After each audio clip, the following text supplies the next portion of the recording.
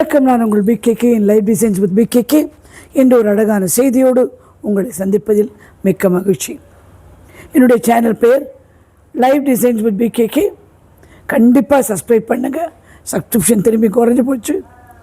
பிடிச்சா லைக் பண்ணுங்கள், முடிஞ்சால் ஷேர் பண்ணுங்கள். என்னை ஒரு இன்னும் 2-3 நாள் காண்டாக்ட் பண்ணாமல் இருந்தால் என் வாய்ஸ் சரியாக போயிடும். அதனால் தயவுசெய்து please send me only message. I will definitely reply to you. ஓகேயா? இப்போ நம்ம செய்திக்குள்ளே வரலாம்.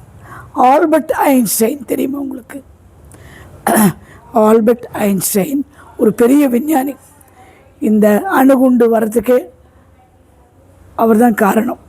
E=mc². அதுதான் அவர்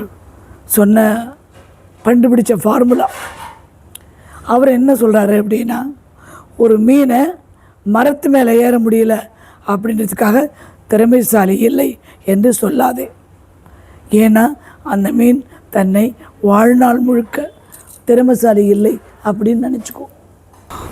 அப்போது முட்டாளாவே அது வாழ்ந்துடும். பாவம். நீ என்ன நினைக்கணும் அப்படின்னா, இதுதான் உனக்கு ஒரு திறன் இல்லாட்டி 3 திறன் இருக்கும். அந்த 3 திறனை வைத்து நீ எல்லா விதமான வேலையும் செய்ய. என்ன வித வேலை கிடைக்கிறதோ செய். பணம் சம்பாய், சந்தோஷமாயிரு, குதி, டான்ஸ் ஆடு, காதலி, பிரேக்கப் பண்ணிக்கோ, திரும்பி சேரு, நல்ல ஒரு பொண்ணாக பார்த்து கல்யாணம் பண்ணிக்கோ, குழந்தை பெற்றுக்கோ, குடும்பம் நடு. எல்லா விஷயம் உன்னால் முடியும். முடியாத ஒரு விஷயமே கிடையாது. முட்டாள்தனமாக எனக்கு இது தெரியாதுன்னு நீ நினைக்கவே கூடாது. உன்னால் ஆகாதது, உன்னால் முடியாதது எந்த விஷயமும் கிடையாது. எனவே தேர்ந்தெடு. வாழ்க்கையை நீ தேர்ந்தெடு. நீ தேர்ந்தெடு. யாரோ எனக்கு மோட்டிவேஷன் கொடுப்பாங்க, இவங்க எனக்கு சொல்லிக் கொடுப்பாங்க, இவங்களை பார்த்து நான் இதை செய்ய போகிறேன். அது முட்டாள்தனம். உன்னை பார்த்தே, தயவு செய்து உன்னை பார்த்தே நீ கண்ணாடியில் உன்னை பார்த்தே நீ மோட்டிவேட் ஆகு.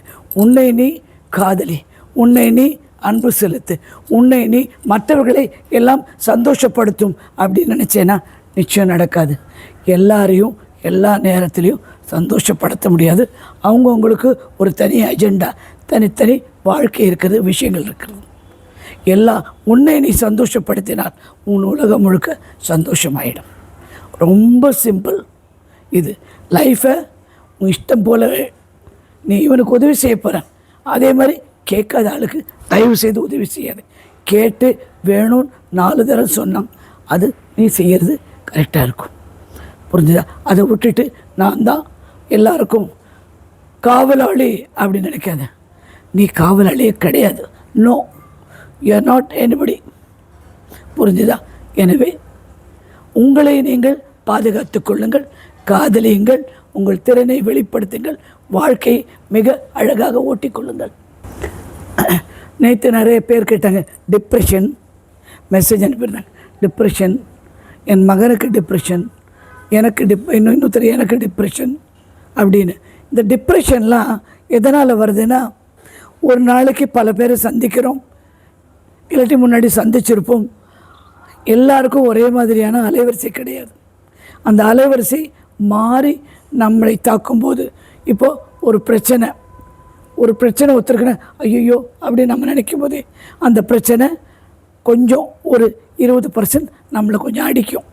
அந்த அலைவரிசை நம்மகிட்ட வந்துடும். அப்படி வரும்போது என்ன ஆகிடும்னா, நமக்கு அது நாள்பட சேர்ந்துடும். சேரும்போது என்ன ஆகிடும், நம்ம டிப்ரெஷன், மன வருத்தம், டல்லு, போர் அடிக்குது, ஒன்றும் பண்ண முடியாது. அதுக்கு ஒரே வழி, கண்ணை மூடிக்கோங்க. கண்ணை நல்லா மூடிட்டு மெதுவாக அந்த எதிர்மறையான அலைவரிசையால் உண்டாக்கப்பட்ட கயிறால் நாம் கட்டப்பட்டிருப்போம். இங்கே கையை வச்சுக்கோங்க. இப்படி நல்லா மூச்சு இழுத்து மூச்சு விட்டு இப்படி சொல்லுங்கள், என்னிடம் இருக்கும் எனக்கு சம்பந்தமில்லாத எதிர்மறை எல்லாம் என்னை விட்டு இப்போது சென்று விட்டது. நான் அறுத்து எறிந்து விடுகிறேன். கண்ணை மூடி தான் சொல்லணும். கண்ணை திறந்து கண்ணை மூடி எல்லாம் கற்பனை பண்ணிக்கோங்க. எல்லாத்துலேருந்து அப்படி விடுபடுற மாதிரி, ரிலீவ் வரா மாதிரி அப்படியே கற்பனை பண்ணிகிட்டே வாங்க. இந்த அலவரிசை முக்கியமாக நெஞ்சு, கை கால், முதுகு பின்புறம், இடுப்பின் பின்புறம், அங்கே தான் வலி, வேதனை, டயர்ட்னஸ், காலை எடுத்து வைக்க முடியல, அவ்வளோ டயர்டு அப்படின்னு சொல்லி அதை நீங்கள் மெதுவாக எனக்கு சம்பந்தம் இல்லாத இந்த அலவரிசை, எதிர்மறையான அலவரிசை விலக்கி விட்டேன், அறுத்து எறிந்து விட்டேன். அது சூரிய ஒளியில் சென்று அந்த நெருப்பில் எரிந்து விடுகிறது. இதெல்லாம் விஷுவலைசேஷன், இமேஜினேஷனில் கொண்டு வந்துடுங்க. கொண்டு வந்துட்டு நீங்கள் ப்ரீத் இன் ப்ரீத் அவுட், ஒவ்வொரு ப்ரீத்தின் செய்வோம் என்னுடைய ஆற்றல் என்னை அடைக்கிறது. ப்ரீத் அவுட் பண்ணும்போது எனக்கு சம்பந்தமில்லாத ஆற்றலை நான் வெளியே தள்ளி விடுகிறேன். All those unnecessary energy, vibration நான் அனுப்பி விட்டுட்டேன், எல்லாம் அனுப்பி விட்டுட்டேன். இப்போ நான் ரொம்ப க்ளீன். இதெல்லாம் பண்ணி முடிஞ்சோடனே நீங்கள் என்ன பண்ணணும், முடிஞ்சால் எப்சம் சால்ட் இல்லாட்டி கல்லுப்பு தண்ணியில் நல்லா கரைச்சிட்டு குளிக்க தந்தால் குளிச்சிருக்கு, இல்லை கை கால் முகம் கழுவிடுங்க. நல்லா சில்லுன்னு தண்ணி அடிங்க. தண்ணி அடித்து கழுவி தொடச்சிட்டு எல்லாம் போனதா நினச்சிட்டு ஒரு ரிலாக்ஸேஷன் வரும். அப்படியே ஒரு ரிலாக்ஸேஷன் உங்களுக்கு வந்துவிடும். இந்த மூஞ்சி கழுவும்போது எனக்கு தேவையற்ற அனைத்தும் என்னை விட்டு விலகுகிறது. அப்படி அடிக்கணும் தண்ணி படாருன்னு ஜில்லுன்னு இருக்கணும். கொஞ்சம் கல்லுப்பு கிடந்தால் ரொம்ப நல்லது. தினப்படியாகவே எப்சம் சால்ட் கடையில் கிடைக்கும், கொண்டு கொஞ்சம் போட்டு ஒரு 20 நிமிஷம் காலை மாத்திரம் வச்சிடுங்க. எல்லா டிப்ரெஷனும் போயிடும், கால் வலி போயிடும், உடம்பு வலி போயிடும். அப்படியே இந்த உடம்பு வலி, கால் வலி தேவையில்லாமல் ஒரு காரணம் இல்லாமல் வரதுக்கு காரணமே இந்த எதிர்மறையான அலைவரிசை நம்மை தாக்குவது தான். நாள் முழுவதும் எப்பெல்லாம் முடியுமோ அப்போல்லாம் நான் மிகுந்த ஆற்றல் மிக்கவன், இந்த ஆற்றல் எனக்கு மிக சொந்தமானது அப்படின்னு சொல்லிட்டே வாங்க. ஆற்றல் எனக்கு மாத்திரமே சொந்தமானது, நான் மிகுந்த ஆற்றல் மிக்கவன். இன்னொன்று நீங்கள் சொல்ல வேண்டியது, கண்ணாடியை பார்த்து நான் ஆற்றல் மிக்கவன், நான் வெற்றியாளன், நான் நன்றி உடையவன், நான் எல்லாவற்றையும் செய்ய வல்லமை படித்தவன் அப்படின்னு சொல்லிட்டே வாங்க. தினம் கண்ணாடி பார்த்து சொல்லுங்கள். ஆட்டோமேட்டிக்காக இது உங்களுடைய மூஞ்சி எக்ஸ்ப்ரெஷனே, மூஞ்சி கலரே மாறிடும். நீதான் உன் வாழ்க்கையை உண்டாக்குவது. அவெல்லாம் கிடையாது. நீ டிசைட் பண்ணணும், நான் இப்படி தான் வாழ்வேன், இது என்னுடையது, எனக்கு பணம் வேணும், எனக்கு பொருள் வேணும், எனக்கு பலவிதமான விஷயங்கள் வேணும் அப்படின்னு சொல்லிட்டு என்னெல்லாம் வேணும் சொல்லி ஒரு சிற்பி போல் உன் வாழ்க்கையை நீ செதுக்கு. அழகாக இருக்கணும்ல, அழகாக உன் வாழ்க்கையை செதுக்கிக்கோ. இவங்க சொன்னாங்க, அவங்க குறுக்கிட்டாங்க, விடாத. உனக்கு ஒரு எல்லைக்கோடு வரைந்து கொள். அதனுள் உனக்கு தேவை, எல்லாருக்கும் நல்லபடியாக நல்லது முடிஞ்ச வரைக்கும் செய், தப்பே கிடையாது. ஆனால் உன்னுடைய கோட்டுக்குள், உன்னுடைய டேர்ம்ஸ், உன்னுடைய விதிமுறைப்படி அனைவருக்கும் உதவி செய், நன்மை செய், நல்லது செய். இதை பற்றி ஒரு மாற்றமும் இல்லை. அது செஞ்சால் தான் நீங்கள் உங்கள் வாழ்க்கையை நல்லா அமைச்சிக்க முடியும், நல்ல ஆற்றல் வரும்.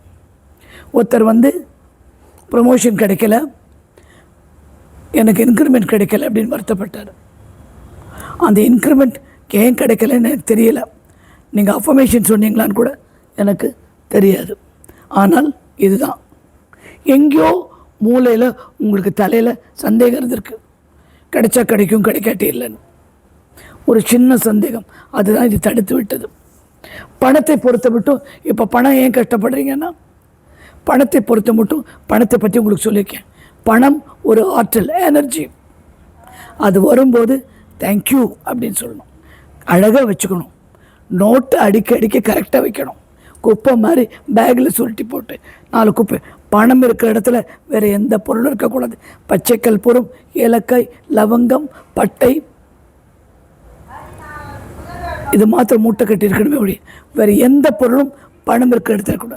நீங்கள் வைக்க வேண்டியது 500, 200, 100, 50, 20, 10 அப்படி தான் வைக்கணும். புரிஞ்சுதா? பணத்தை நீங்கள் வைக்க வேண்டியது முதலில் 500 இப்படி சொல்லணும். அடுத்தது 200, அதுக்கு 100. என்கிட்ட 50 ரூபா கட்டு இல்லை. 50, 20, 10. இதுதான் வரிசைப்படுத்த வேண்டும். குப்பை மாதிரி போடாதீங்க. வரிசை 500, 200, 100, 50, 20, 10. இதுதான் இதை வைக்க வேண்டிய முறை. அப்படி இருக்கும் பட்சத்தில் நீங்கள் என்ன பண்ணுறீங்க? சுருட்டி போடுறீங்க. அது ஃபஸ்ட்டு தப்பு. பணம் வருதா, பணம் கையில் வாங்கும்போதே கேஷாக வந்ததுன்னா, நன்றி பிரபஞ்சமே, நன்றி பணமே, நீ என்னிடம் வந்ததற்கு மிக்க நன்றி. திரும்பி கொடுக்கும்போது சென்று வா, திரும்ப ஜிபேயில் பண்ணும்போது கூட கோ அண்ட் கம் பேக், போய் திரும்ப வந்துவிடு. இத்தனை நாள் என்னிடம் இருந்ததுக்கு மிக்க நன்றி. அதே மாதிரி அக்கௌண்ட்டில் கேஷ் வந்தால் கூட thank you universe, thank you money for coming to my account. அந்த நன்றி சொல்லிகிட்டே உட்காந்தா பணம் வந்துடும். பணம் நல்லது, பணம் என்னுடையது. நான் விரும்பும்போது எனக்கு செல்வ செழிப்பு என்னை வந்து தானாக வந்து அடையும் அப்படின்னு எப்போவுமே நினச்சிக்கோங்க. பணம் இல்லை, கஷ்டப்பட இல்லை. I have plenty of money. I am happy and peaceful. Thank you universe. I have plenty of money. I am happy and peaceful now. Thank you universe. இதை சொல்லிட்டே வாங்க, பண கஷ்டம் வராது. எழுத வேண்டிய அஃபர்மேஷன் ஒவ்வொரு தினமும் சொல்கிறேன். டிப்ரெஷன் இருக்கிறவங்க எழுத வேண்டிய affirmation: I am healthy, happy and peaceful. I got my job now. I am healthy, happy and peaceful. I have my child now. நான் சந்தோஷமாகவும் மன அமைதியுடனும் இருக்கிறேன். இப்போது என்னுடைய வேலை கிடைத்து விட்டது. இப்போது பிரபஞ்சத்திற்கு நன்றி. நான் மன அமைதியுடன் சந்தோஷமாக இருக்கிறேன். என்னிடம் அளவுக்கு அதிகமாக பணம் இருக்கிறது. இப்போது பிரபஞ்சத்திற்கு நன்றி. நான் அழகான ஒரு குழந்தை பெற்றெடுத்திருக்கிறேன். இப்போது பிரபஞ்சத்திற்கு நன்றி. என் திருமணம் இனிதே நிறைவேறிவிட்டது. இப்போது பிரபஞ்சத்திற்கு நன்றி. இந்த மாதிரி ஒவ்வொன்றுத்தையும் இருக்குன்னு சொல்லுங்கள், இல்லைன்னே சொல்லாதீங்க. 1008 தரம் தேங்க்யூ யூனிவர்ஸ். 1008 தரம் இப்படி சொல்லுங்கள்: I plenty of money, I am happy and peaceful. Money வாங்கிக்கோங்க, ஜெபமாலை வாங்கிக்கோங்க. 108 10 தரம் பண்ணால் முடிச்சு போயிடும். I am happy and peaceful, I plenty of money now. Now தான் இப்போ. நாளைக்கு பணம் வரும், தேவை தரும், தேவை இதுதான் கிடையாது. இப்போது இன்றே இது நடந்துவிட்டது. கவலைப்படாதீர்கள். பணம் கண்டிப்பாக உங்களை வந்தடையும். நீங்கள் தேடுவது உங்களை தேடிக்கொண்டே இருக்கிறது. ஆரம்பிங்களேன், தேட ஆரம்பிங்களேன். பணம் வந்துருச்சு, கடன் வாங்காமல் எனக்கு ஒரு அதிசய பணம் வந்தது அப்படின்னு நினச்சிக்கோங்களேன், வரும். யாராவது கொண்டது கொஞ்சம் வச்சுக்கப்பா, ஒரு வருஷம் கழிச்சு கூட சொல்லுவாங்க. பயப்படாதீங்க, பயமே தேவை கிடையாது. யார்கிட்டையும் கோவம் வேண்டாம். இன்க்ரிமெண்ட் கொடுக்கலையா, அவனோட நஷ்டம் அப்படின்னு நினச்சி நீங்கள் உங்கள் வாழ்க்கையை உணர்த்து நடத்துங்கள். இனி ஒரு அழகான செய்தியோடு உங்களை மீண்டும் சந்திக்கிறேன்.